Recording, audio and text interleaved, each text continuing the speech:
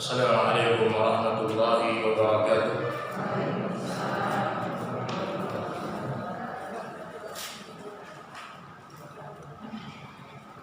Innal hamdalillah nahmaduhu wa nasta'inuhu wa nastaghfiruh wa na'udzu billahi min shururi anfusina wa sayyiati a'malina. Man yahdihillahu fala mudilla lahu wa man yudlil fala hadiya lahu. Asyhadu an la ilaha illallah wahdahu la syarika lahu wa asyhadu anna Muhammadan abduhu wa rasuluh sallallahu alaihi wa ala alihi wa sahbihi ajma'in. Ya ayyuhalladzina amanu taqullaha haqqa tuqatih wa la tamutunna illa wa antum muslimun. Ya ayyuhalladzina amanu taqullaha wa qulu qawlan sadida yuslih lakum a'malakum wa yaghfir lakum dhunubakum wa man yuti'illaha wa rasulahu faqad faza fawzan 'azima. Amma ba'du, fa inna asdaqal hadithi kitabullah wa khairul huda hudan nabiy sallallahu alaihi wa ala alihi wa sallam wa syarrul umuri muhdatsatuha fa inna kulla muhdatsatin bid'ah wa kulla bid'atin dhalalah wa kulla dhalalatin finnar. Ma'asyiral muslimin wal muslimat, al hadirin wal hadirat, rahimani wa rahimakumullah. Alhamdulillah, kita bersyukur kepada Allah Zat yang Maha memberikan ketenangan di setiap hati orang yang beriman. Kita bersyukur kepada Allah Zat yang Maha Pemurah, Zat yang Maha Pengasih, yang tidak pernah mungkin menyia-nyiakan setiap orang yang beriman kepada dirinya. Dialah Allah Subhanahu wa Ta'ala yang selalu memberikan setiap kebutuhan kita. Dan betapa banyak nikmat yang Allah berikan, kita tidak pernah memintanya. Lebih banyak Allah Subhanahu wa Ta'ala menurunkan nikmat yang tidak pernah kita minta daripada apa yang kita minta kepada Allah Subhanahu wa Ta'ala. Segala puji bagi Allah Subhanahu wa Ta'ala yang selalu memudahkan setiap orang-orang yang beriman untuk menuntut ilmu agama. Karena orang-orang yang sukses, orang-orang yang tinggi di hadapan Allah, hanya orang-orang yang cinta kepada agama ini. Dan orang kalau sudah cinta kepada agama Allah, maka bagi dia dunia bukan sebagai cita-cita tertinggi. Orang kalau sudah cinta kepada agama Allah, waktunya akan bermanfaat. Langkah kakinya akan melangkah kepada tempat-tempat yang mulia. Lisan yang dia ucapkan kepada manusia selalu dia fikirkan, apakah kalimat saya ini dicintai oleh Allah ataukah tidak. Setiap dia melihat, setiap dia mendengar, dia selalu merasa akan ada pertanggungjawaban di sisi Allah Tabaraka wa Ta'ala. Semoga Allah meluruskan niat kita dalam belajar. Semoga Allah menjadikan kita orang-orang yang senantiasa mengagungkan agamanya. Salawat dan salam semoga senantiasa tercurahkan kepada manusia yang paling terindah, yang tidak pernah jauh dari syariat Allah. 13 tahun dia berjuang di kota Makkah untuk menegakkan kalimat la ilaha illallah, ditemani oleh istri-istrinya, yaitu ummahatul mu'minin, yang Nabi kita sallallahu alaihi wasallam mengatakan hasbuk min nisa'il alamin. Wahai manusia, cukuplah bagi kalian 4 wanita yang paling terbaik. Khadijah bintu Khuwailid. Khadijah, istri pertama Nabi sallallahu alaihi wasallam. Dia berjuang dengan harta, jiwa untuk menemani Rasulullah sallallahu alaihi wasallam. Kemudian di situ ada Maryam bintu Imran, wanita yang menjaga kemuliaan diri, wanita yang menjaga kesuciannya, sehingga Allah Subhanahu wa taala turunkan makanan dari langit. Ini bukan sesuatu yang biasa. Kesolehan dia, ketaatan dia kepada Allah membuat makanan turun dari langit. Di situ ada juga Asiyah imra'atu Fir'aun. Asiyah, seorang istri yang sabar ketika hidup bersama seorang suami yang durhaka kepada Allah. Sabar dia. Dia sabar dengan kesalahan-kesalahan Fir'aun. Tapi kesabarannya Asiyah tidak membuat dia melanggar aturan Allah Subhanahu wa taala. Sampai disebutkan oleh Al-Imam Ibnul Mubarak, Asiyah diperlihatkan oleh Allah istananya di surga agar dia senantiasa menegakkan syariat Nabi Musa alaihi salam, syariat Allah. Di situ juga ada Fatimah bintu Muhammadin sallallahu alaihi wasallam, anaknya Rasulullah sallallahu alaihi wasallam, yang ketika Nabi sallallahu alaihi wasallam di Bai'at Aqabah yang kedua. Kalau kita lihat sejarah Bapak Ibu sekalian, terjadi 2 kali bai'at di masa Nabi. Apa itu bai'at? Sumpah setia. Sumpah setia yang kedua, di situ ada kalimat yang Nabi Shallallahu Alaihi Wasallam sampaikan kepada Fatimah. Ya Fatimah bintu Muhammadin, wahai Fatimah anaknya Muhammad Shallallahu Alaihi Wasallam, la ughni anki minallahi syai'a.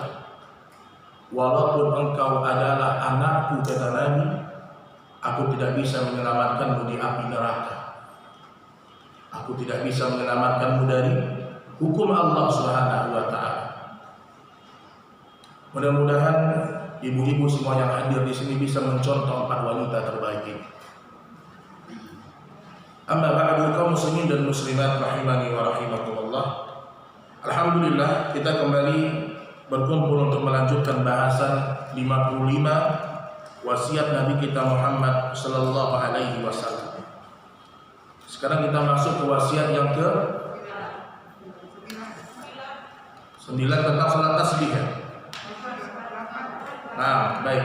Sebelum kita masuk pada wasiat yang ke-9, kita ingin sekilas menjelaskan dulu salat tasbih. Walaupun nanti inti dari bahasan ini adalah salat tasbih, terjadi 2 pandangan pendapat di antara ulama. Pandangan yang pertama di antaranya dari Imam Syekh Albani rahimahullahu taala. Kalau di ulama di masa sekarang Syekh Albani, ulama di masa lampau yaitu Ibnul Mubarak, mereka mensahihkan hadis salat tasbih. Mensahihkan hadis salat tasbih. Adapun ulama yang mendhaifkannya, ulama yang mengatakannya hadisnya lemah, hadisnya palsu, yaitu diantaranya adalah Al-Imam Ahmad dan mayoritas para ulama. Jadi Bapak Ibu sekalian, pendapat yang kuat tentang salat tasbih adalah hadisnya lemah, sehingga tidak bisa dijadikan dasar dalam beramal. Adapun sebagian ulama yang mengangkatnya menjadi hadis yang hasan. Jadi ada hadis sahih, ada hadis hasan. Hadis hasan ini adalah hadis yang terangkat karena terlalu banyak hadis dhaif yang semakna. Jadi kalau ada hadis dhaifnya jumlahnya banyak, kemudian maknanya saling menguatkan, maka dia menjadi statusnya hadis hasan. Namun para ulama mengatakan salat tasbih ini pahalanya terlalu besar. Pahalanya terlalu besar, sehingga ini mirip sekali dengan hadis-hadis palsu. Di antara ciri-ciri hadis palsu itu Bapak Ibu, terlalu besar keutamaannya. Salat 2 rakaat diampunkan semua dosa. Salat 2 rakaat tidak akan pernah tersentuh dengan api neraka. Rata-ratanya hadisnya palsu, lafaz-lafaz yang seperti ini. Yang kedua, salat tasbih tidak ada hadis yang mengatakan Nabi melakukannya, padahal keutamaannya besar. dan tidak pernah diriwayatkan juga para sahabat melakukannya. Maka dari sini kesimpulan dari para ulama hadis, bagi siapa yang ingin mengamalkan maka dia tidak disalahkan. Ini pendapat dari Syekh Utsaimin rahimahullah. Tapi barang siapa yang ingin kembali kepada pendapat yang paling kuat, maka hadzal khair, maka ini jauh lebih baik. Baik, kita akan masuk kepada wasiat Nabi yang berikutnya. Kita tidak membahas salat tasbih karena umumnya hadis-hadisnya lemah dan palsu. Hadis yang berikutnya tentang masalah wasiat yang ke-9 ya. Meminta ampun kepada Allah dan keselamatan kepada Allah. Baik, dari hadis Abu Fadl Abbas bin Abdul Muttalib, dia berkata, nanti kita akan angkat satu doa di sini. Karena doa yang panjang, kita ambil satu doa dan kita rincikan insyaallah. Aku berkata, wahai Rasulullah, beritahukan kepadaku sesuatu yang aku patut minta kepada Allah. Ini kebiasaannya para sahabat. Ya Rasulullah, berikan aku sesuatu yang aku patut memintanya kepada Allah. Maka kata Nabi Shallallahu Alaihi Wasallam, mintalah kepada Allah nikmat kesehatan. Dalam hadis lain disebutkan, mintalah kepada Allah nikmat keselamatan. Kemudian aku pun terdiam selama beberapa hari. Artinya setelah dia bertanya sama Nabi, dia nggak nanya lagi.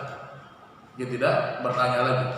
Di hari berikutnya dia nanya lagi sama Nabi, ya Rasulullah, beritahukan kepadaku sesuatu yang aku patut minta kepada Allah. 2 kali dia nanya, Nabi mengatakan hal yang sama. Engkau minta kepada Allah kesehatan atau nikmat keselamatan. Kemudian Nabi Shallallahu Alaihi Wasallam mengatakan, wahai Abbas, wahai pamannya Rasulullah Shallallahu Alaihi Wasallam, mintalah kepada Allah nikmat kesehatan, keselamatan di dunia dan di akhirat. Maaf Pak, kayaknya punya saya.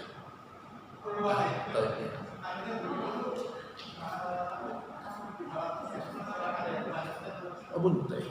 Afwan.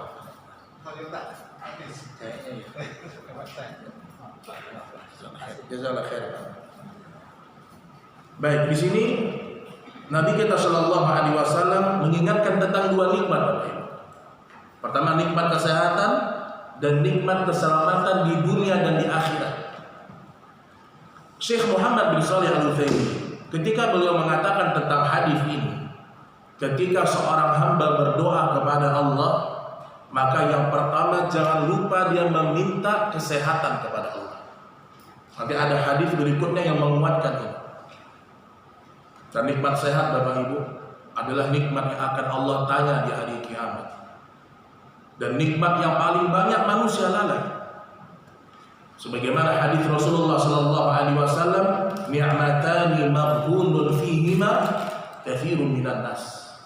Ada 2 nikmat yang manusia banyak lalai, banyak terlena. Terkadang menggunakan nikmat ini untuk melakukan dosa dan maksiat, yaitu nikmat sehat dan nikmat waktu luang. Ini 2 nikmat nih Bapak Ibu sekalian. Kalau mata kita masih sehat, pendengaran kita masih sehat, di saat kaki kita masih mampu untuk melangkah, maka bersemangatlah untuk mengejar surga Allah. Jangan tunggu sakit. Kalau udah sakit baru orang menyesal. Kenapa dulu waktu sehat gak bangun malam?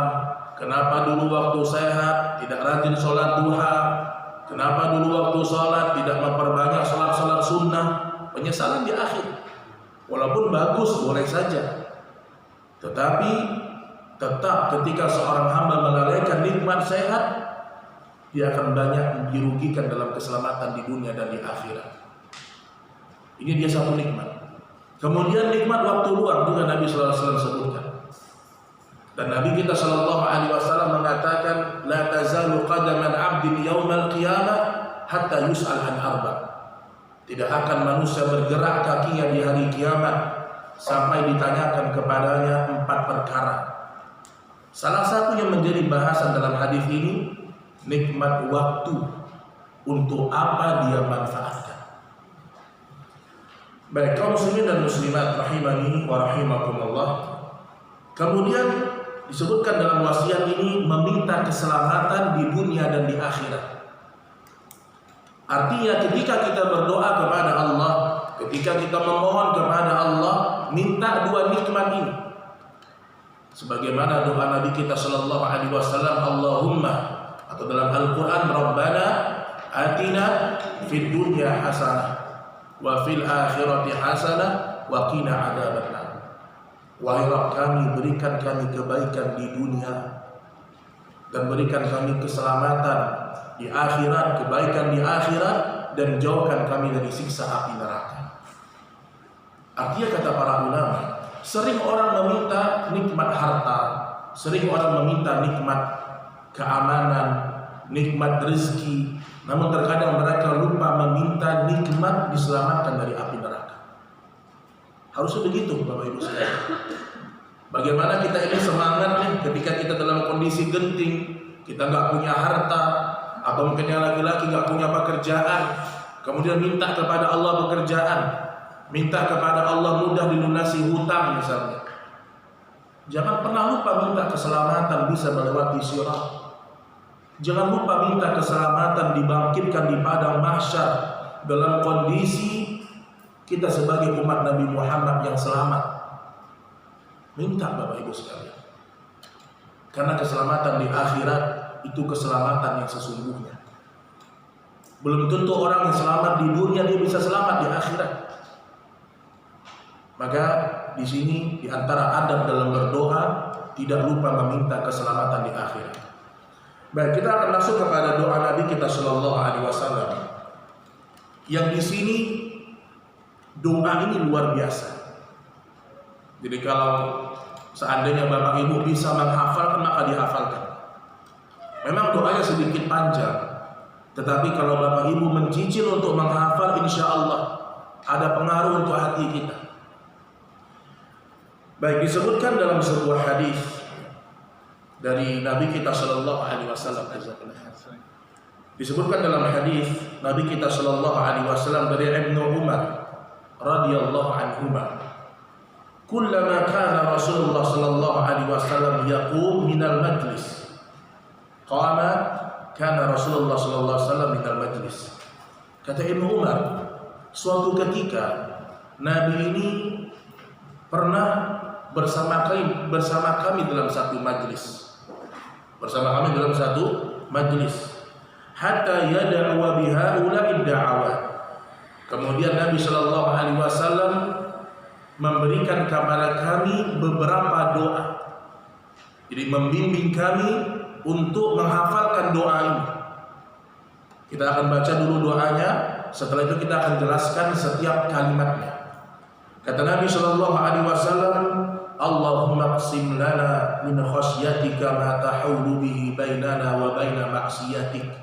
Ya Allah, berikanlah kepada kami rasa takut kepadamu yang menjadi penghalang di antara kami dan maksiat kepadamu. Wa min ta'atika ma tuballighu bihi jannatak.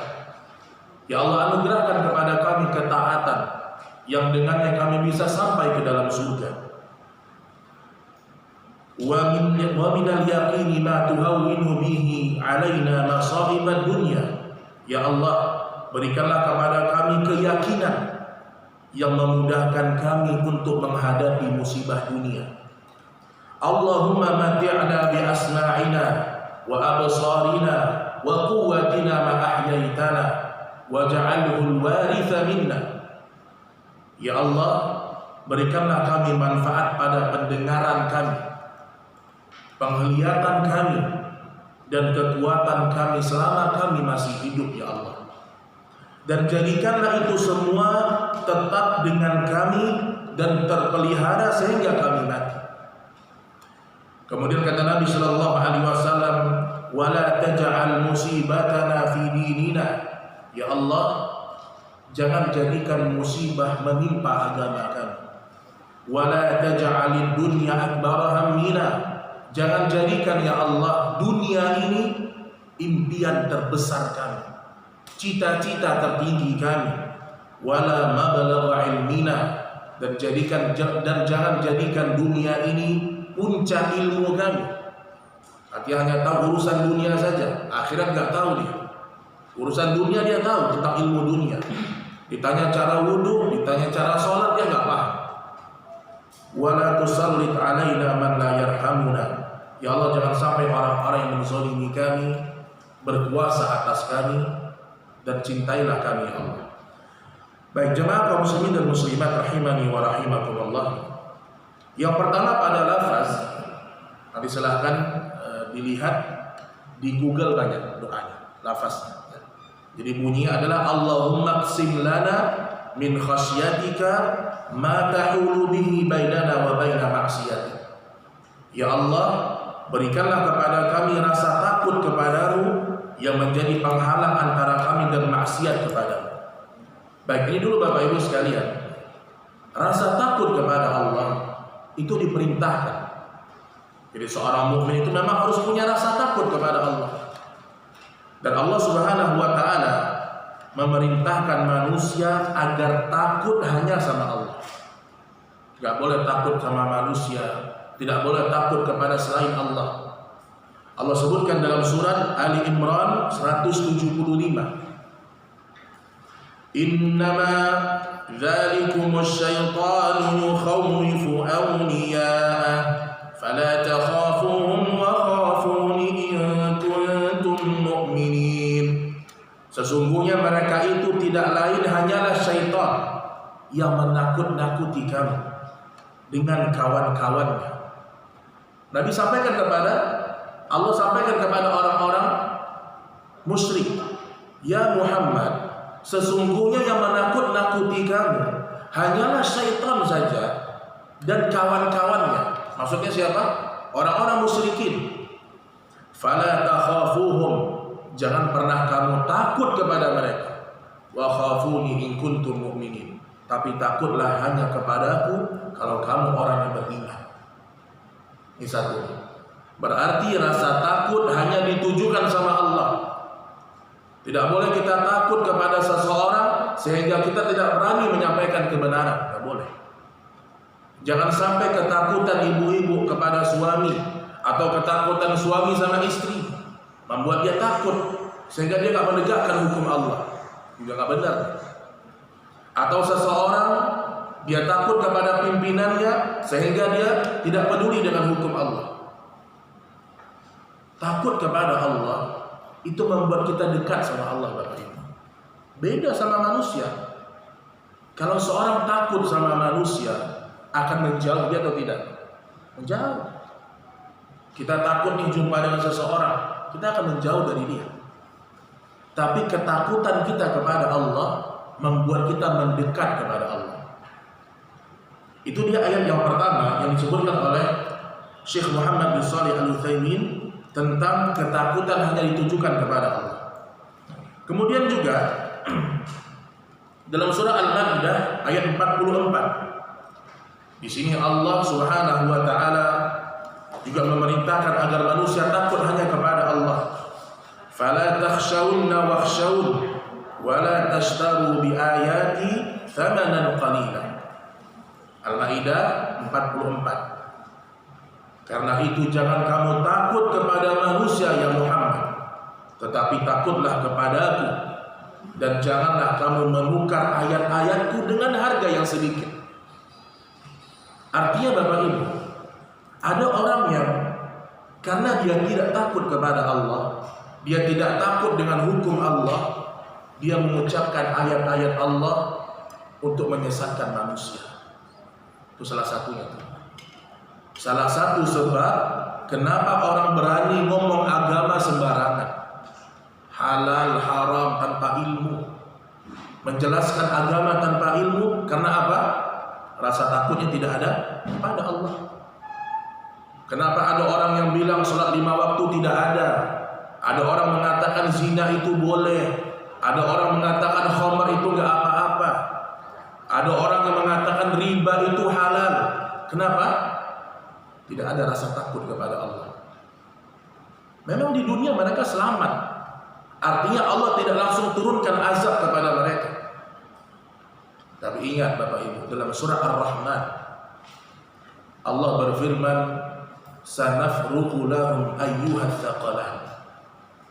Setelah Allah menjelaskan nih, fabi ayyi ala'i rabbikuma tukadziban, nikmat mana lagi yang kalian dustakan?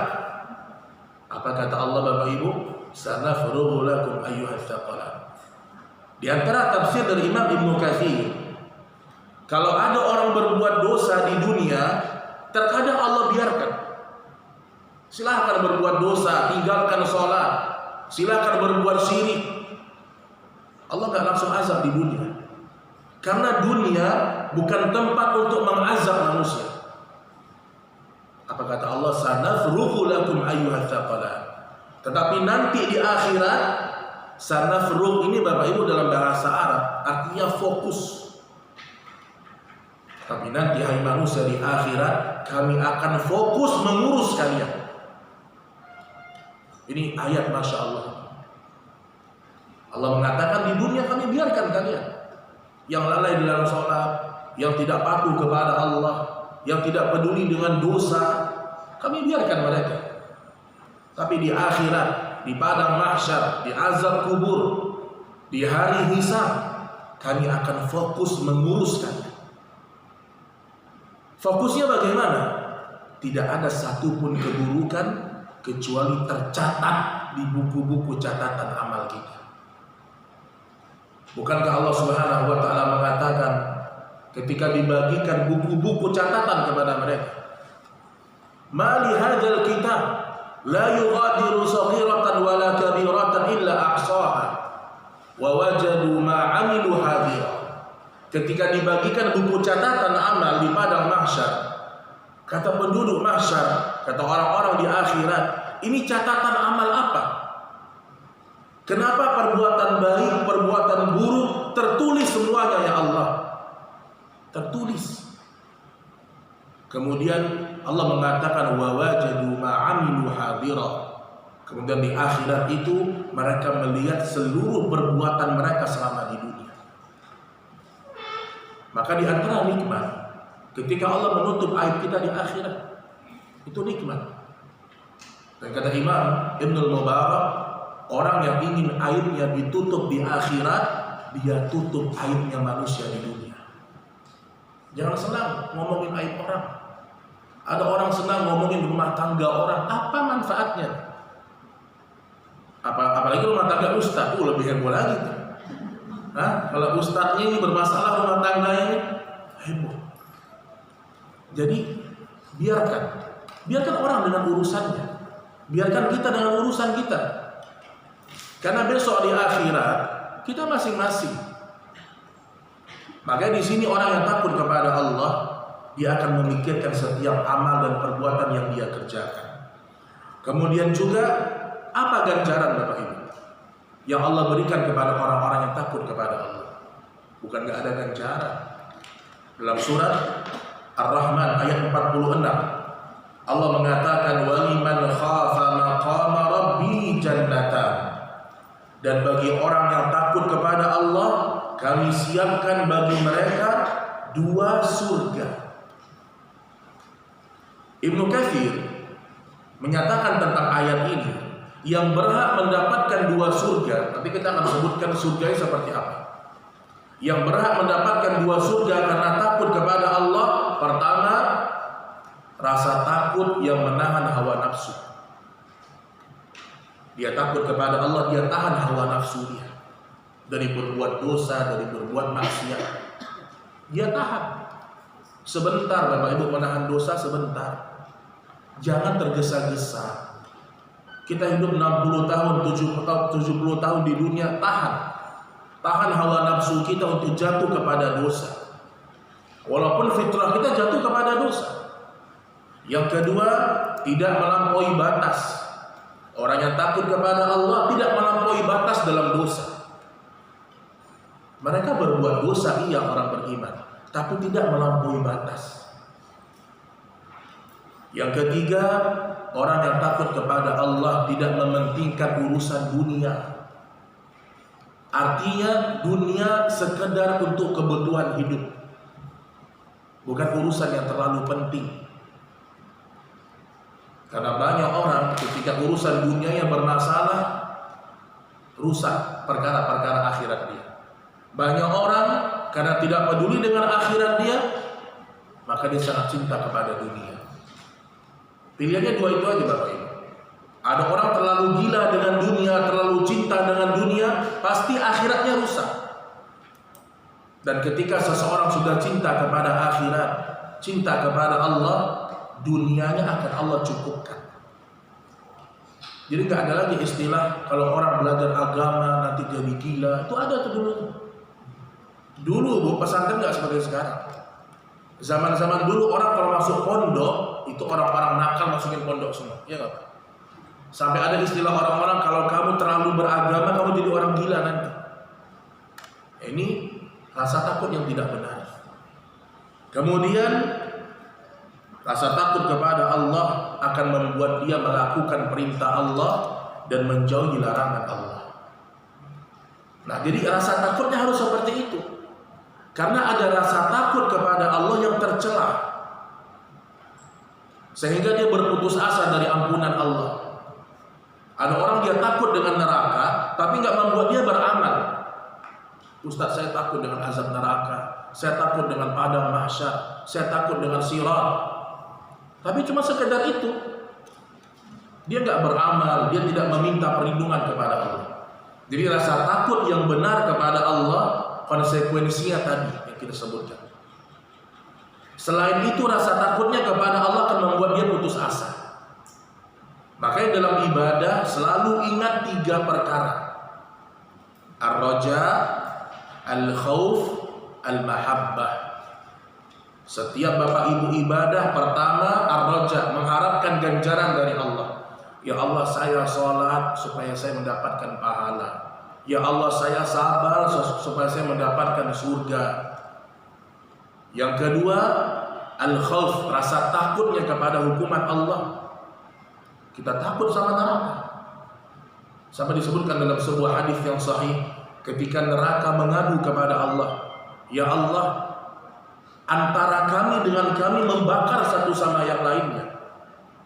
Neraka mengadu kepada Allah dalam hadis yang sahih. Kata neraka, ya Allah, antara diri kami saling membakar. Kata Allah Subhanahu wa ta'ala, kalau begitu aku berikan kalian 2 nafas. Nafas panas dan nafas dingin, yang dua-duanya menghancurkan manusia di neraka Allah. Ada azab yang panas dan ada azab yang dingin. Dua-duanya membinasakan.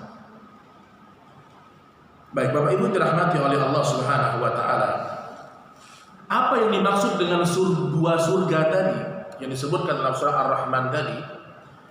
Al-Imam Ibnu Katsir disebutkan dalam sebuah hadis dari Imam Al-Bukhari, jannatani min fiddah aniyatahuma wa ma fihima.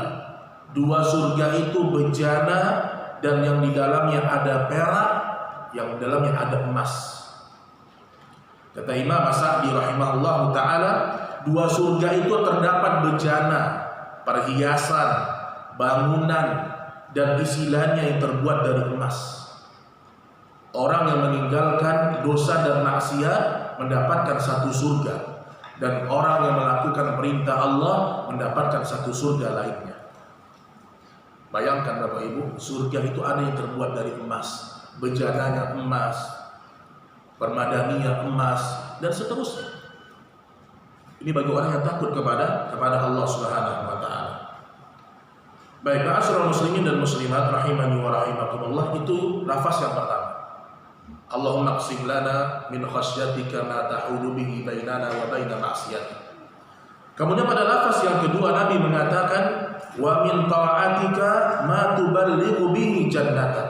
Ya Allah, anugerahkan kepada kami ketaatan, semangat dalam ibadah yang dengannya kami masuk ke dalam surga. Kalimat ini makna yang pertama, bolehnya seseorang mengharapkan surga ketika beribadah. Boleh.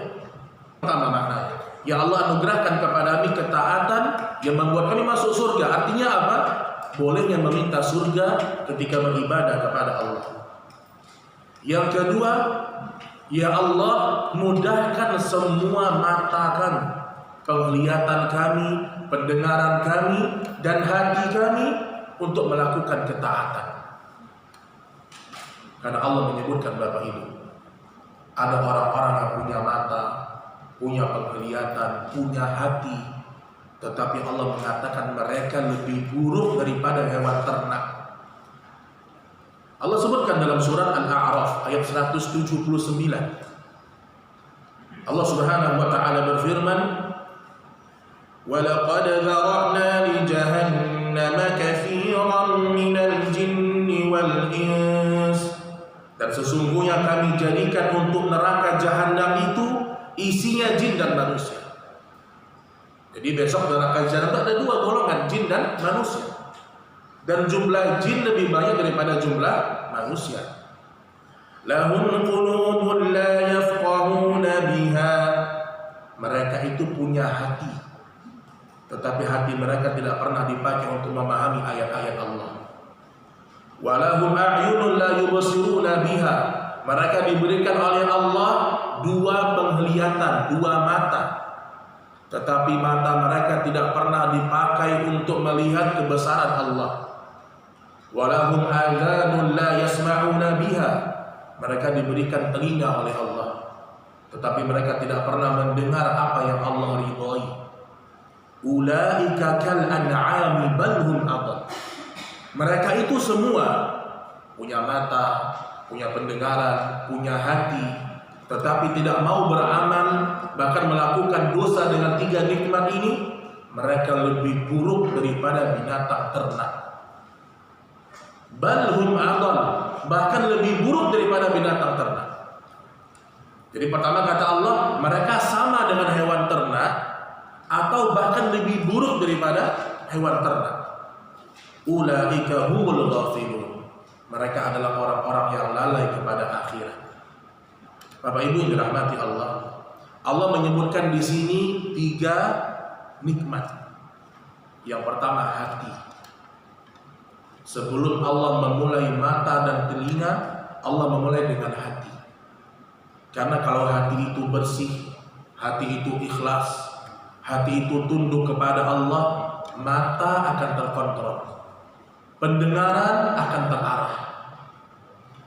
Kenapa ada orang mata yang tidak terkontrol melihat yang Allah haramkan, telinganya setiap hari dengerin musik, dengerin gosip, dengerin ghibah, dan dia menikmati? Karena ada yang rusak di hati dia. Maka perhatikan Bapak Ibu masalah hati kita. Karena amalan hati itu lebih agung daripada amalan badan. Dengan seluruh kesepakatan para ulama. Amalan hati, apa aja contohnya Bu? Contohnya cinta, itu amalan hati. Takut kepada Allah, amalan hati. Berharap kepada Allah, amalan hati. Tawakal hanya kepada Allah, amalan hati. Sabar, itu amalan hati. Orang yang sabar dimulai dari hati dulu. Ketika hatinya sabar, hatinya ridha, lisannya akan mengucapkan inna lillahi wa inna ilaihi raji'un. Ketika hatinya ridha, hatinya sabar, dia akan mengatakan qadarullah, dari hati semuanya. Makanya orang-orang munafik, Allah menilai hati mereka tidak sesuai dengan lisan mereka. Kalau lisan, semua orang bisa ngomong baik, semua orang bisa ngomong kebaikan, tetapi hati nggak bisa. Makanya Allah Subhanahu wa taala mengatakan, "Alaihissallah bi'a'lama bima fi suduril alamin." Jangan kalian pura-pura berdusta. Jangan kalian berdusta dengan Allah. Karena sesungguhnya Allah paling tahu dengan isi hati-hati kalian. Ini perhatikan Bapak Ibu. Makanya sebelum Nabi diutus diangkat menjadi seorang Rasul, yang dibenahi Allah apa? Hati Nabi. 2 kali dibongkar dada Nabi SAW oleh malaikat Jibril dan dicuci dengan air Zam-Zam. 2 kali. Ketika masih kecil dan ketika hendak Isra dan Mi'raj, dibersihkan hati Nabi kita SAW. Makanya kalau hati kita bersih karena kita menghindarkan diri dari dosa dan maksiat, maka akan berefek kepada penglihatan. Jadi pertama, benahi hati, Bapak Ibu sekalian. Hati itu rusak ketika selalu bergelimang dengan dosa dan maksiat.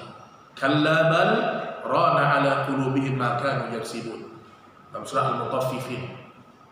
Setiap mereka berbuat dosa, kami letakkan satu bintik hitam di hati mereka. Kemudian nikmat yang kedua Allah sebutkan nikmat mata. Walahum a'yunun la yubsiruna biha. Mereka punya mata tetapi tidak untuk melihat kebesaran Allah. Pertama, kata Ibnu Qayyim, mata itu dipakai untuk melihat kebesaran Allah. Nikmat Allah dilihat. Mulai dari nikmat penciptaan langit dan bumi, nikmat air, nikmat makanan, nikmat Al-Quran yang kita baca dengan mata kita, itu nikmat semua. Makanya orang yang tidak bisa melihat nikmat Allah adalah orang yang tidak memakai mata pada hal yang bermanfaat. Nikmat. Dan ini mata, Bapak Ibu, ini jauh lebih besar daripada nikmat apapun dari harta yang kita punya. Kalau ada orang mengeluh, saya tidak punya harta, saya tidak punya uang, rumah saya sempit, kendaraan saya tidak ada. Selama dia punya 2 bola mata, dia masih wajib bersyukur kepada Allah. Andai pun dia tidak punya 2 bola mata, dia hanya punya telinga, dia bersyukur kepada Allah. Ibnu Taimiyah mengatakan kalau ada orang lahir cacat, gak bisa melihat, gak bisa mendengar, kemudian ayah ibunya meninggal dunia, sehingga tidak ada yang mengurusnya dari kecil. Apa kata Ibnu Taimiyah? Ketika dia balik, ketika Allah mengkaruniakan hidayah di dalam hatinya, dia tetap wajib bersyukur kepada Allah. Karena tidak ada nikmat yang lebih besar daripada nikmat hidayah dan Islam. Kemudian Allah mengatakan mereka punya telinga tidak dipakai untuk mendengarkan ayat-ayat Allah. Bapak Ibu berhenti mendengarkan musik, berhenti sudah. Termasuk ya, terkadang banyak orang yang sudah ngaji, dia memang nggak dengar musik, tapi dia mungkin nonton film-film tutorial. Ini sering nih, abaikan musiknya, ini luar biasa. Dia nge-share ke temannya, mungkin cara masak, atau mungkin yang bapak-bapak mungkin tutorial apalah ya, komputer mungkin, mobil lah misalnya. Nanti ada musiknya tuh, latar belakang musik, abaikan musiknya. Mana bisa diabaikan, dengar pasti. Nah ini nggak boleh. Ingat Bapak Ibu, walaupun tidak berniat mendengar, pasti terdengar. Dan itu berefek kepada sholat malam, berefek kepada khusyuk ketika baca Al-Quran. Pasti. Kita lupakah dengan kisah Nabi ketika Nabi masih muda? Itu disebutkan di awal-awal sirah nabawiyah. Belum diangkat menjadi rasul, belum. Tapi sudah Allah jaga beliau dari mendengarkan musik. Pernah Nabi kita Shallallahu Alaihi Wasallam diundang di kota Makkah untuk perayaan anak-anak muda. Jadi mereka merayakan pesta, ya, haflah. Diundang Nabi SAW yang diadakan dini hari pada waktu malam. Ketika Nabi datang ke situ, sebelum Nabi sampai di tempat itu, Allah membuat Nabi tertidur. Tiba-tiba Nabi bangun, sudah terik matahari. Dibuat sama Nabi tertidur. Terulang kejadian yang kedua kali, Nabi pun tertidur lagi. Kata Syekh Safi Rahman Al-Mubarakfuri mengatakan, sejak kecil Allah sudah menjaga telinga Nabi dari mendengarkan musik dan nyanyian. Itu ingat pertama. Jadi kalau kita ambil contoh kehidupan sehari-hari ini, gak apa-apa makan di restoran, makan di tempat rumah makan bersama keluarga, tapi cari yang gak ada musik. Usahakan tuh. Makanannya enak Ustaz, seenak apapun ada musik jangan. Bahaya untuk agama kita. Hindarkan sejauh-jauhnya musik dan nyanyian. Karena musik ini yang pertama membuat kita jauh dari Al-Quran. Minimal jauh dari menikmati khusyuk ketika baca Al-Quran. Ini yang pertama. Yang kedua, larangan dari Nabi SAW untuk menikmati yang namanya ghibah dan namimah. Baru aja. Masya Allah. Soalnya itu dikasih hidayah. Barakallahu fikum. Termasuk sana tuh ya. Nggak ada musik Islami juga nggak ada. Yang diharamkan sama Allah alat musiknya. Itu yang nggak boleh. Adapun syair selama lafaz yang benar tidak ada masalah. Baik, kemudian yang kedua, jangan pernah menikmati ghibah walaupun memang nikmat. Walaupun memang nikmat. Makanya Allah sebutkan dalam Al-Qur'an, wasbir nafsaka ma'al ladzina yad'una rabbahum. Bersabarlah kalian ketika berteman dengan orang yang berzikir di pagi dan petang. Jadi Bapak Ibu, kalau kita punya teman yang soleh, kita harus sabar. Bukan orang soleh itu harus sabar, kita harus sabar. Karena kalau kita tidak sabar berteman dengan orang yang soleh, kita nggak pernah mendapat orang soleh selama-lamanya. Contoh gini nih, kita ngumpul, mungkin ada orang yang soleh satu orang di situ yang luar biasa imannya. Setiap kita mau ghibah dia bilang, jangan ghibah tuh. Kita mungkin dalam hati kita soalin betul nih orang. Tapi itu kita harus sabar. Karena kalau kita tidak bisa berteman dengan orang soleh, kita tidak akan pernah naik iman kita. Makanya berteman dengan orang soleh itu memang harus penuh dengan kesabaran sampai nanti kita bisa sama dengan dia. Itu nikmat. Berteman dengan orang yang tidak suka ghibah itu nikmat. Kita jumpa dengan dia, dia bahas ilmu, dia bahas tentang hal-hal yang mubah aja. Nikmat. Makanya kata Safiyur al-Mubarakfuri, seorang ulama di masa sekarang pernah mengatakan apa? Kalau datang seseorang kepada kalian, kemudian dia menceritakan aib orang lain, maka pertama kali sikap kita menegur orang yang menceritakan. Kenapa dia bongkar aib temannya sendiri? Kenapa dia bongkar aib suaminya sendiri atau aib istrinya sendiri? Makanya nih Bapak Ibu, kalau kita menceritakan tentang orang lain, jangan sampai jatuh kepada ghibah. Gak boleh, ghibahnya hati-hati. Karena orang yang paling celaka di hari kiamat atadruna man muflis. Siapa orang yang bangkrut? Salah satunya siapa? Orang yang pernah hidup di dunia menjatuhkan kehormatan orang lain. Ghibah. Baik, itu dia hal-hal yang besar yang berkaitan dengan masalah dosa dari pendengaran. Baik, kemudian kita masuk pada lafaz yang ketiga, wa minal yaqini ma tuhawwinu bihi alaina masaibad dunya. Ya Allah, mudahkanlah kami untuk menyelesaikan musibah-musibah dunia kami. Kenapa disebutkan di sini musibah dunia, bukan musibah akhirat? Karena kebanyakan manusia itu cemas, ketakutan kalau mendapatkan musibah dunia. Kalau musibah akhirat, banyak manusia lah nggak percaya. Kalau kamu nggak sholat, kamu nanti masuk neraka, nggak percaya dia musibah akhirat. Tapi kalau musibah dunia, takut dia. Maka Nabi ajarkan kita doa supaya kita mudah untuk tidak takut dengan musibah dunia. Bapak Ibu sekalian, pertama saya ingin angkat firman Allah dalam surat At-Taghabun ayat 11 yang berkaitan dengan musibah. Bagaimana sikap kita terhadap musibah? Ma asaba min musibatin illa biidznillah. Tidak ada satupun musibah yang menimpa kita kecuali dengan izin Allah. Ada kalimat biidznillah. Artinya apa? Allah yang sudah izinkan musibah itu terjadi. Kalau kita tidak ridha, berarti kita tidak ridha dengan ketentuan Allah. Wa man yu'min billah yahdi qalbah. Barang siapa yang ketika datang musibah, kemudian dia beriman kepada Allah, ini Allah yang turunkan, ini cobaan, ini takdirnya Allah, ini untuk menghapuskan dosa dan maksiat. Apa kata Allah? Yahdi qalbah. Allah akan memberikan hidayah di hatinya. Wallahu bikulli syai'in alim. Allah Maha Kuasa, Maha Mengetahui atas segala sesuatu. Ini sikap kita dalam menyikapi musibah.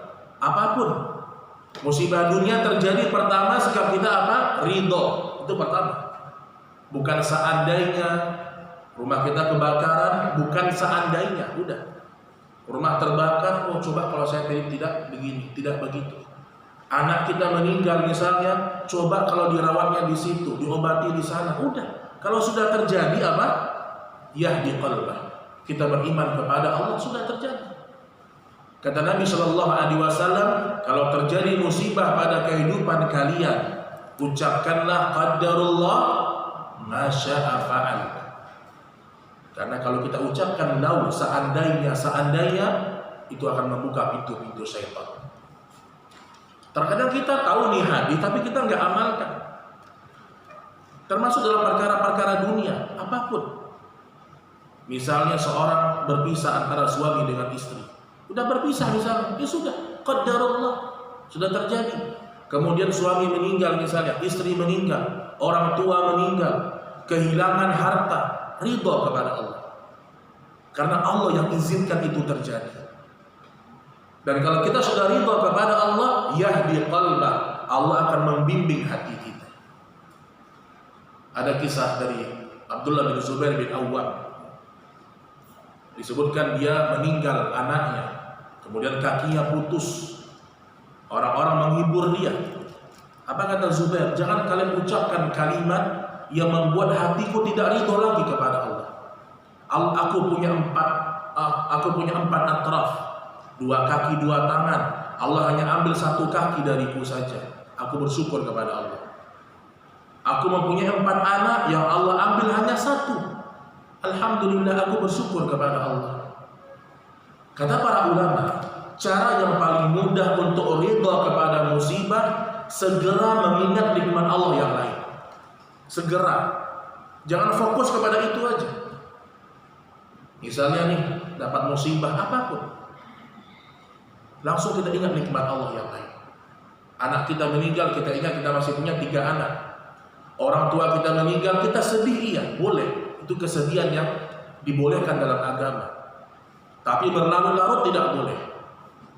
Ini namanya ridho dengan musibah yang Allah berikan. Bapak Ibu dirahmati Allah Subhanahu wa taala. Dalam surah Ali Imran ayat 200, Allah mengajarkan kepada orang-orang yang beriman untuk melatih kesabaran. Ya ayyuhalladzina amanu, wahai orang-orang yang beriman. Kalimatnya bukan hai manusia, bukan itu. Artinya apa? Yang bisa bersabar cuma orang beriman. Yang tidak beriman tidak bisa sabar. Dari sini ada sebagian ulama mencontohkan begini ya. Jangan berikan nasihat kesabaran sama orang yang tidak kenal sama Allah. Itu bermudarat untuk kita yang menyampaikan. Contoh, ada sebuah Syekh Abdul Razak pernah cerita, Bapak Ibu. Jadi waktu itu ada kejadian tabrakan mobil. Ya kebetulan mungkin kalau di kita ini sekarang semacam angkot lah, angkot. Angkot ini ugal-ugalan nabrak. Terus dia marah-marah. Kalau memang orang yang marah itu tidak kenal dengan Allah, kita kasih nasihat kesabaran, dia akan marah sama kita. Sabar gimana? Lebih baik kita mengatakan udah selesai. Itu kata Syekh Abdul Razak rahimahullah. Karena nasihat kesabaran itu tidak akan bermanfaat untuk orang yang tidak beriman. Justru dia akan marah sama kita. Kamu nggak merasakan sih, gitu. Karena dia nggak beriman sama Allah. Tapi kalau dia beriman, kita kasih nasihat kesabaran, dia akan ridho. Oh iya, makasih nasihatnya. Kan sering kita nasihatin orang tuh, kadang-kadang dia bilang, kamu gampang ngomong, kamu nggak merasakan musibah saya. Jadi nggak beriman sama Allah. Maka Allah mengatakan, ayyuhalladzina amanu sabiru wasabiru. Wahai orang-orang beriman, bersabarlah kalian. Wasabiru, dan teruslah bersabar. Artinya apa? Bersabar itu perlu latihan. Maka makna sabar al-habas, menahan. Itu makna sabar. Nanti kita akan jelaskan ya. Ternyata ada perbedaan antara ridho dengan sabar. Ridho itu hukumnya sunnah, sabar wajib. Kemudian kata Allah, warabitu wattaqullaha la'allakum tuflihun. Tetaplah bersiap siaga dan bertakwalah kepada Allah supaya kamu beruntung. Baik, kita akan jelaskan perkataan Al-Imam Ibnu Utsaimin rahimahullah. Beliau mengatakan dalam kitab Syarah Hadis Jibril ya, ketika beliau menjelaskan tentang masalah hadis Jibril, hadis arba'in yang kedua. Kata Syekh Utsaimin, fayajibu 'alal insan an yasbira 'alal musibah. Maka wajib bagi setiap orang bersabar atas musibah. Wa an la yuhaddithu qawlan muharraman, dan jangan sampai dia mengucapkan kalimat yang diharamkan Allah. Jadi tanda orang sabar, ngomongnya benar. Orang sabar itu ngomongnya benar. Ngomongnya enggak ngelantur, ngomongnya enggak dengan kalimat-kalimat yang Allah tidak ridha. Ngomongnya benar orang yang sabar. Wala fi'lan muharraman, dan orang yang sabar perbuatannya, perilakunya tidak jatuh kepada apa yang Allah haramkan. Sebagaimana yang Nabi contohkan, kalau ada orang tertimpa musibah kemudian dia menampar pipinya, dia menyobek bajunya, dia meronta-ronta, ini orang tidak sabar. Termasuk orang yang tidak sabar, yang ucapannya keluar sesuatu yang haram, tidak sabar. Itu yang pertama dari Syekh Utsaimin rahimahullah. Kemudian beliau menyebutkan definisi sabar.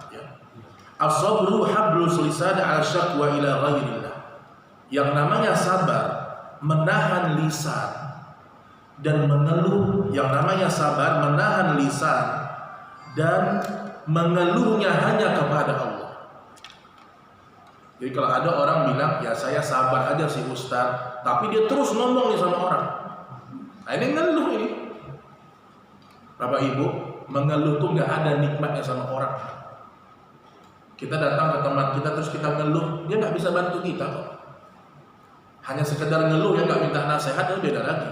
Ada orang yang datang minta nasihat, kita nasihatin. Tapi ada orang yang datang hanya sekedar mengeluh. Ustaz, gimana saya ini, suami saya nggak kerja misalnya ya, atau istri saya begini, Ustaz, anak saya begini. Saya di situ aja. Tapi kalau dia bilang tolong nasihati saya, itu yang paling bagus. Tapi tetap asyaqwa ilallah, mengadu hanya kepada Allah, itu diantara sifat para nabi dan para rasul. Ngadu sama Allah, karena manusia nggak bisa nolong kita. Tidak ada guna berkeluh kesah sama orang, tidak ada guna. Dan orang yang dengar juga nggak enak dengarnya, capek. Maka Bapak Ibu sekalian, orang yang cintanya kepada Allah, orang yang kerinduannya kepada Allah, mengadu hanya kepada Allah Subhanahu wa taala. Wal qalbu 'anil tasakhut, ya. Kemudian hatinya tidak marah. Artinya hatinya ridha kepada Allah. Hatinya ridha kepada Allah. Wal jawarih 'anil latmi wa syaqqi thiyabi nahwiha. Dan dia tidak menampar-nampar pipinya, merobek bajunya, atau ekspresi marah yang semisal dengan itu.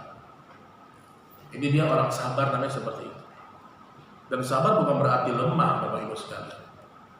Ada orang dia sabar, dia tahan, itu justru orang yang kuat. Orang yang lemah, yang mudah kepancing, itu orang lemah. Nah, kita harus belajar ya, termasuk saya dan Bapak Ibu sekalian.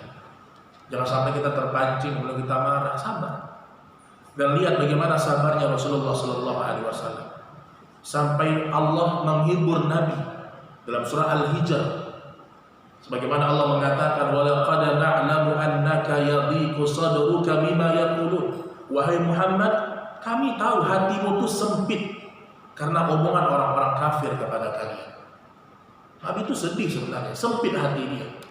Tapi karena Nabi tidak pernah mengeluh kepada orang, terlihat beliau kuat. Itu sifat Nabi, Bapak Ibu sekalian. Jadi kalau kita lihat ada orang nggak suka ngeluh, bukan dia nggak punya masalah, tapi masalah dia selesai dengan mengadu kepada Allah. Kan sering kita lihat orang kok hidupnya enak banget ya, nggak pernah keluh, nggak pernah mengeluh, nggak pernah ini. Bukan dia tidak punya masalah, masalah dia mungkin lebih banyak daripada masalah kita. Tetapi dia bangun malam, dia minta tolong sama Allah. Ada orang masalahnya cuma kecil, satu kampung tahu semua itu masalahnya. Ini perlu kita ingat ya. Orang beriman, masalahnya dia kadukan sama Allah. Karena dia nggak butuh dengan manusia. Nanti Allah yang akan mengirim manusia baik sama dia, nasihatin dia dan seterusnya. Baik Bapak Ibu dirahmati Allah Subhanahu wa taala. Apa kata Imam Syekhul Islam Ibnu Taimiyah? Beliau mengatakan, "Ar-ridha bil masaib kal faqri wal marad." Ridha terhadap musibah seperti kefakiran, sakit dan bangkrut. Hadza mustahab. Ridha terhadap musibah, contohnya apa? Kefakiran, susah ekonomi, kemudian sakit, bangkrut, ini hukumnya mustahab. Artinya sunnah. Artinya yang paling afdol itu ridho. Tapi nggak semua orang bisa, makanya hukumnya adalah sunnah, mustahab. Jadi ridho ini puas. Kan nggak semua orang mampu tuh, puas ya. Tapi semua orang wajib sabar menahan diri. Ada orang diuji dengan kemiskinan, dia senang, itu ridho. Bisa nggak gitu? Itu yang paling tinggi di sisi Allah. Ada orang diuji dengan sakit stroke, dia senang, dia ridho dengan keputusan Allah, dia puas, dia nggak protes. Jadi nggak ada usaha menahan diri, itu orang ridho. Itu ada orang ridho seperti itu. Nggak ada usaha untuk menahan diri, untuk berusaha, nggak ada. Itu ridho. Nah, ini derajat orang-orang yang benar-benar sampai pada puncak keimanan. Dan tidak semua orang bisa. Jadi kalau ada ustaz ngomong misalnya, kita ini harus ridho, harus puas, ini ilmunya kurang. Karena ridho ini, kata Ibnu Taimiyah, tidak semua orang mampu. Dan tidak wajib hukumnya. Tidak wajib hukumnya. Tetapi yang wajib apa? As-sabr, sabar. Disebutkan oleh beliau di sini, wa mustahab fi uhudil qawli wal ulama wa qad qil innahu wajib wa sahihun annal wajib wa huwa sabar. Kata para ulama, sebagian ulama mengatakan wajib hukumnya ridho. Tapi ini lemah pendapatnya kata Ibnu Taimiyah. Walakin tetapi annahu sahihu sabrul wajib. Tetapi yang sahih adalah sabar itu hukumnya wajib. Misalnya begini ya, kita diuji dengan penyakit, kita sabar, kita berusaha, kita berusaha tidak meronta-ronta, tidak marah-marah, itu sabar namanya. Kita sedang naik kendaraan motor, ditabrak sama orang, kita jatuh, terus kita tahan supaya nggak marah. Kita mau marah nih Pak, kita tahan, itu sabar namanya. Tapi kalau orang ridho ditabrak orang, dia sudah, dia naik, kemudian ya sudah, dia nggak ada usaha untuk menang. Allah sudah takdirkan, dia ridho. Dan ini imannya Nabi Muhammad Bapak Ibu.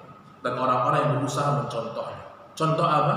Ketika Nabi Shallallahu Alaihi Wasallam dilempar batu di Taif, itu Nabi nggak ada upaya sedikit pun untuk bersabar, nggak ada. Kata Al-Mubarakfuri, upaya Nabi apa? Malah mendoakan, karena Nabi itu ridho dengan takdir dilempar batu oleh orang-orang Taif. Udah ketentuan Allah. Maka paling tidak, kalau dalam musibah kita tidak mampu sampai pada derajat ridho yang kita jelaskan tadi, minimal sampai pada derajat as-sabr. Karena sabar itu pun pahalanya sudah besar. Innama yuwaffas sabiruna ajrahum bighairi hisab. Sesungguhnya orang-orang yang bersabar pahalanya tanpa batas. Maka kalau mampu ridho, maka berusaha untuk ridho. Tapi wajib hukumnya kita ini bersabar.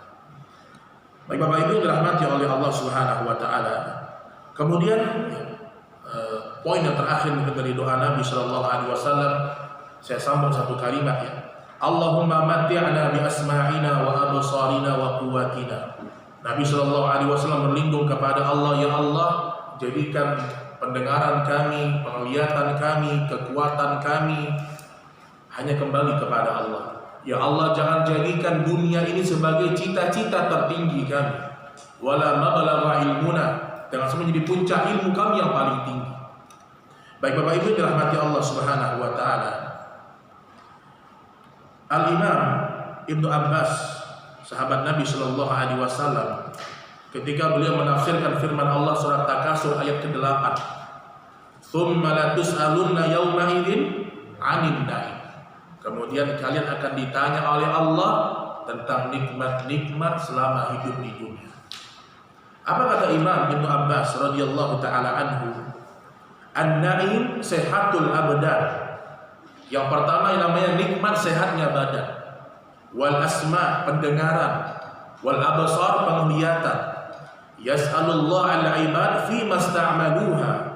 Dan Allah akan tanya di hari kiamat, untuk apa kalian pakai semua itu? Sampai Allah Subhanahu wa taala berfirman dalam surat Al-Isra ayat 36, "Innas sam'a wal basar wal fuada kullu ulaika kana anhu mas'ula." Sesungguhnya pendengaran, penglihatan, dan hati sungguh akan Allah tanya semuanya di hari kiamat. Bapak Ibu yang dirahmati Allah Subhanahu wa taala, doa ini mengajarkan kepada kita untuk tidak sampai pada puncak cinta dunia yang berlebihan. Jadi kita ini jangan sampai jadi orang-orang yang gila dengan dunia, merasa bahagia kalau sudah dapat dunia, merasa kurang kalau tidak mendapat dunia. Orang-orang kafir memang Allah berikan dunia untuk mereka, dan Allah biarkan untuk mereka dunia. Itu Allah sebutkan dalam surah Al-Hijr ayat yang ketiga. Orang kafir memang Allah biarkan, orang-orang pelaku dosa dan maksiat Allah biarkan mereka menikmati dunia. Allah mengatakan zarhum ya'kulu wa yatamatta'u wa yulhihimul amal fasawfa ya'lamun. Zarhum itu dalam bahasa Arab artinya kami biarkan mereka, terserah mereka. Wa ya'kulu, makan-makan. Ini kata-kata para ulama, di antara kebiasaan orang kafir hidupnya untuk makan-makan. Pindah dari satu traveling ke traveling yang lain. Bahkan ada orang untuk cari makan harus menyeberang samudra, ada nggak tuh? Cuma pengen makan itu nyeberang samudra, nyeberang kota. Allah sebutkan di sini, zarhum ya'kulu, biarkan mereka makan-makan di dunia. Wa yatamatta'u, biarkan mereka menikmati sepuasnya di dunia. Wa yulhihimul amal, biarkan mereka punya angan-angan yang panjang. Orang kafir Bapak Ibu, dia merasa hidupnya lama. Hidupnya lama, mereka merasa hidupnya lama. Apa kata Allah? Fasawfa ya'lamun. Besok mereka akan tahu. Besok di akhirat. Jadi kita ini jangan sampai ada perasaan iri dengan orang-orang musyrik, orang-orang kafir. Atau minimal jangan ada perasaan, kenapa ya hidup dia lebih enak daripada saya. Padahal saya rajin menuntut ilmu, saya sudah rajin bangun malam, kenapa hidup saya masih susah ya? Jangan. Karena kekayaan dan kemiskinan itu nggak ada kaitannya dengan amal soleh, dan nggak ada kaitannya dengan kecintaan Allah, nggak ada. Allah nggak pernah mengatakan kalau aku sayang sama si fulan, aku nyamankan hidup dia, nggak ada. Aku berikan dia harta, nggak ada. Buktinya apa? Seluruh hamba yang Allah cintai, hidupnya semua diuji. Siapa hamba yang paling Allah cintai? Para nabi, para rasul. Ibu kira hidupnya istri nabi itu nyaman, Bu? Berat mereka hidup. Suami mereka nabi, rasul, harus berjuang, diboikot, pindah ke kota Madinah, dikucilkan. Berat kehidupannya para ummahatul mukminin. Kehidupan Khadijah, Asiyah, Aisyah, Fatimah anak Nabi itu berat. Tapi karena mereka orang beriman, Allah karuniakan kesabaran di hati mereka, sehingga tidak terasa berat itu bagi mereka. Itu diingat. Jadi jangan sampai kita ini menganggap kalau orang kaya dia lebih mulia daripada orang-orang yang di bawahnya. Dan ingat Bapak Ibu sekalian, Allah menganugerahkan harta kepada seseorang itu benar-benar ujian. Dan Nabi sudah menceritakan justru orang ketika diberikan harta hidupnya hancur. Itu yang paling berbahaya daripada kemiskinan. Lihat, semua orang-orang dalam Al-Quran yang Allah laknat siapa? Pemilik harta, pemilik kekuasaan, orang-orang yang dipuja manusia, Fir'aun, Qarun, semuanya habis, hancur dengan harta-harta mereka. Makanya jangan pernah kagum dengan orang kaya. Jangan pernah menganggap kalau berkunjung ke rumah orang kaya itu lebih mulia daripada rumah orang miskin. Enggak itu. Kadang-kadang ada orang yang berkunjung ke tempat orang kaya terus orang miskin yang soleh nggak pernah dia kunjungi. Kita ini berkunjung ke tempat orang, kita lihat kalau dia saudara kita, apalagi dia mahram kita, iya kita menyambung hubungan silaturahim. Tapi kalau dia adalah ukhuwah Islamiyah, manusia secara umum, kita berkunjung ke rumah dia, yang pertama kita memuliakan dia karena kesolehan dia. Kalau dia soleh, kita menjenguk dia, kita mungkin meminta nasihat kepada dia, tapi bukan karena kaya. Ini perlu diingat Bapak Ibu sekalian. Karena masih banyak orang-orang, bahkan diri kita sendiri, merasa terhormat kalau kita punya harta. Padahal Nabi Shallallahu Alaihi Wasallam menanamkan kepada para sahabat, dunia itu lebih hina daripada bangkai kambing yang busuk. Baik, kemudian juga ya, disebutkan dari Abu Musa al-Ash'ari radhiyallahu taala anhu. Ini mungkin poin sebelum kita akhiri kajian kita. Ma ahabbud dunya adarru bi akhirati. Siapa yang begitu gila dengan dunianya, maka itu akan berbahaya untuk akhiratnya. Siapa yang begitu cinta kepada akhiratnya, maka itu akan mengurangi kecintaannya kepada dunia. Lihat kalimatnya orang-orang alim, Bapak. Apa kata Abu Musa al-Ash'ari? Orang yang mencintai akhiratnya akan berkurang kecintaan dunianya, bukan tidak ada. Abu Musa mengatakan orang yang mencintai akhirat akan berkurang kecintaan dunianya, bukan habis gak cinta sama dunia. Ini bukan manusia namanya. Artinya kecintaan kita kepada dunia itu sah saja, itu fitrah dalam hati kita. Tetapi agama mencoba meluruskan, cinta tidak boleh berlebihan. Maka kata Abu Musa al-Ash'ari, akan berkurang kecintaan dunianya, berkurang, bukan tidak ada. Kemudian kata beliau radhiyallahu taala anhu, fa'athiruha yabqa 'ala ma yafna. Maka dahulukanlah akhirat, karena sesungguhnya akhirat adalah kehidupan kalian setelah meninggal dunia. Nah, di sini Bapak Ibu yang dirahmati Allah Subhanahu wa taala, jangan pernah lupakan kehidupan akhirat kita, dan jangan hanya kita sibuk mempelajari ilmu dunia. Nabi berlindung ya Pak, wala ma balagha ilmuna. Ya Allah, jangan sampai ilmu kami hanya sampai di dunia saja. Ada orang kalau untuk urusan dunia, belajar ilmu dunia luar biasa. Dan Bapak Ibu, saya ingin bimbing, jangan lisan kita ini suka kagum sama orang yang sekedar belajar ilmu dunia. Oh, sekarang dia S3 di Jerman tapi buka jilbab, ngapain kita kagum? Ini kadang-kadang ada orang ya, dia kagum dengan saudaranya, kagum dengan temannya, perempuan jauh sekolahnya ke Perancis, ke Swiss, tapi buka aurat hanya untuk mengambil gelar S3. Ini dilarang sama Allah Bapak Ibu sekalian. Jadi jangan sampai kita kagum kepada orang-orang yang ilmunya sampai pada puncak dunia saja. Karena ilmu dunia yang tidak membuat dia kembali kepada Allah, kata Imam As-Sa'di, la yanfa', tidak berguna. Ini 3 sebagai penutup. 3 ilmu yang tidak berguna. Pertama, ilmu sihir. Ini tidak berguna. Mau dipelajari tidak berguna, dan haram kita mempelajari. Yang kedua, ilmu dunia yang membuat kita tidak ngerti agama. Habis waktu puluhan tahun belajar ilmu dunia, gak sempat belajar gimana cara wudhu, gimana cara bacaan sholat yang benar, gak sempat dia belajar. Kemudian yang ketiga, ilmu agama yang tidak diamalkan, sama kedudukannya, bahkan lebih berbahaya, kata Ibnu Qayyim rahimahullah. Semoga Allah Subhanahu wa taala merahmati kita, dan semoga doa ini Bapak Ibu coba usahakan dihafal.